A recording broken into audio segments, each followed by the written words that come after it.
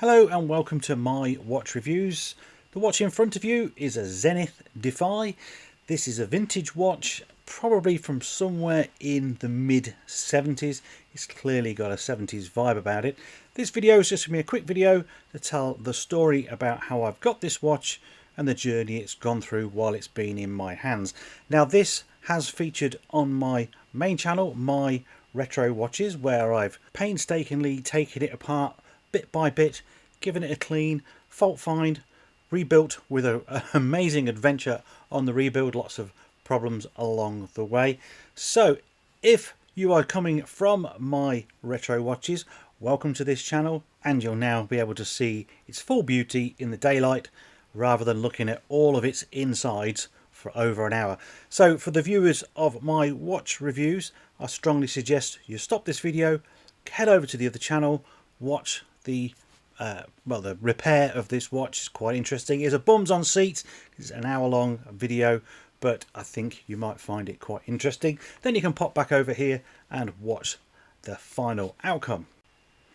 Now then, I have to go back, I think, over 2 years to a friend of mine called Geno. He lives in the Netherlands. He's a vintage watch dealer, and he's an active member in my Facebook group, Retro Vintage Watches and Restorations. And I asked him if he had any broken watches that he wouldn't mind sending me for content on the main channel, because I was struggling at the time to finance any decent big brands and things like that. And he kindly sent me a box full of all kinds. I've had Doxers, Omegas, and some of them have already been featured on the main channel. But this Zenith took my eye straight away, to be honest with you, but shamefully it's taken over 2 years to take it out the box and start having a look at it. Back at the beginning of December 2022, I put a post out on all my socials as to which video should I do next. Should I restore an original Seiko Willard, or should I restore this Zenith? And the overwhelming majority was the Willard, so I proceeded with that video. And of course that video actually went on to be one of the best videos that I've ever made and the most enjoyed by you guys, the viewers. So bouncing off the success of that, of course, here we go with the Zenith. The beginning of February, I took the watch, stripped it all down to its individual parts, inspected everything, put it all through the cleaner and so on and so forth. This is how I store all the parts, whether I'm on camera or off camera. Then take lots and lots of photographs so I know where they all went or which screws go with what. It's a good way of doing things. So then it went cold, got busy with this channel, the other channel, lots of other different things, and the rebuild didn't happen until the beginning of April. And by that point I'd pretty much forgotten how to put the thing back together again. So I'm not going to do any spoilers, because realistically I'd love you to go and watch the other video. And of course, if you're coming over there, then I'm going over old ground, so I don't want to tell people about all the problems that I faced and overcome, hopefully. So with that out of the way, let's just get on and have a good close-up at this watch. So here's the Zenith in the beautiful spring sunshine here in the UK, and I've kind of fallen for this watch. I fall for all watches, that is my terrible weakness. It screams the 70s, and the 70s is my favourite era. The Defy, I don't know too much about the Defy range per se, but the original Defy was launched in 1969, which is the same time also as the El Primero. So one of those is much more iconic than the other, of course, and that's the one we all know, Zenith 4. But this was the birth, I believe, of the Defy range. So this one, if you start looking closely at that dial, the dial has got some quite interesting wavy texture that waves left to right, up and down. It's got a brown burst, which is quite nice as well. Very, very 70s. Interesting Zenith logo there at the 12. It's kind of like a square with a star. Now they've always used stars, but they've used 4 points, 6 point stars, I think, as well. So they've gone through lots of different things. Pretty basic handset. There is some lume, but it's not very meaningful. There's two very small slits on the hour and minute hands, and at the end of every index there is a tiny bleb of it. It is not the radioactive lume, at least, but it doesn't glow anymore either after being on the watch since the 70s. What I find quite interesting on this watch is it's an Italian day wheel. I don't think I've seen just an Italian day wheel. I think most day wheels that I've seen, certainly on Seiko's, have got two languages on them, usually English and something else. So this is the first time I've seen one just dedicated to Italian. That's really cool to see.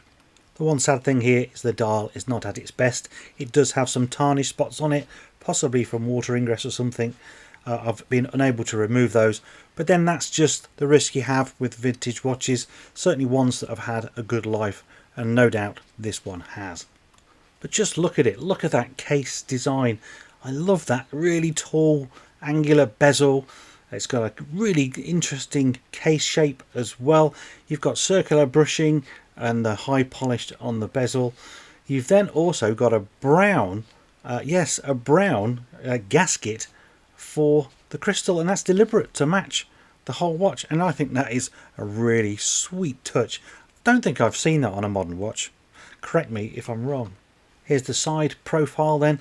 Now I don't think that crown's original. I'm sure the Zenith would have had a signed crown, but look at the side profile. It's lovely. You've got a very thin side which is high polished, and it sort of drops down to the case back. You can just see below.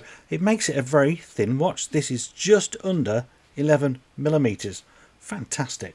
And then you've got that bracelet. Now the bracelet has stretched quite a little bit. I've shrunk it a little bit on this shot, to be honest with you, but it's solid stainless steel. It's brushed throughout. At first you think the lugs are a bit weird, but that is actually just the end link.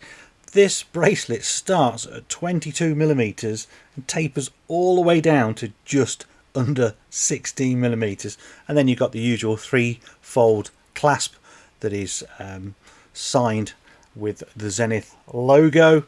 And what is more interesting, of course, for me certainly, is you've got at least 8 adjustments, micro adjustments on that clasp. Flip it over and here's the case back, all pretty plain and mundane, but there is one thing: surf stainless steel. What on earth is surf stainless steel? I work in the steel industry and I don't think I've ever heard of that. So if you know, put a comment below. But here's the best bit: the movement. It's an ETA 2832, which I think is specific for Zenith, or somebody has modified this, maybe Zenith themselves. This is a 36,000 beats per hour movement. That is a true high beat, and with high beat you get a much more smoother tick, and in theory you get a lot more accuracy as a result of the precision engineering in the parts. Again, there is a trade-off to all of that, and that can be wear, because the parts in theory would have higher tolerances. If they wear more, then you're going to service it more regular. This one certainly has stood the test of time, and I've been proud enough to be able to put it back into service for somebody to enjoy for the next 30 to 40 years. And this is how the watch performs on the time grapher after that very long and careful service and a lot of tweaking to regulate it. But as you can see, the line is nice and straight, and that's what's all that matters. That is showing the high beat accuracy, I think, as well. This is possibly almost a chronometer standard of movement, plus 4 seconds a day on average. It does vary there and abouts, and what you're watching here is a bit of a time lapse, actually, over around 6 minutes. Personally, I'm extremely relieved and pleased to see a trace like that. It certainly pays off for all the hard work you put in and the skills I've learnt over the years to be rewarded with a nice running watch at the end. Here we go, the wrist shot to finish off with then, and I think this watch looks absolutely fantastic on the wrist. Definitely can tell it's vintage and from the 70s, and that case diameter, if it is a diameter, well, it's 37.5mm, a proper sweet spot.